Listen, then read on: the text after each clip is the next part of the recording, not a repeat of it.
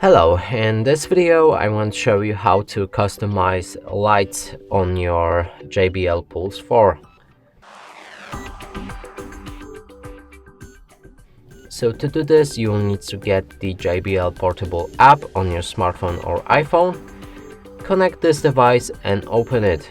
Inside you can see the light show library, go for customized, and here you can drag and drop different styles for your JBL Pulse 4.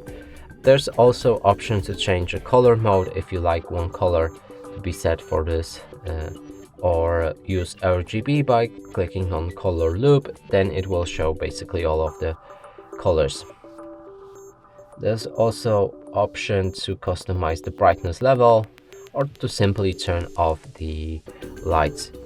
And that's it for this video. Hope you like it. Please consider subscribing to our channel, leave a like and a comment below.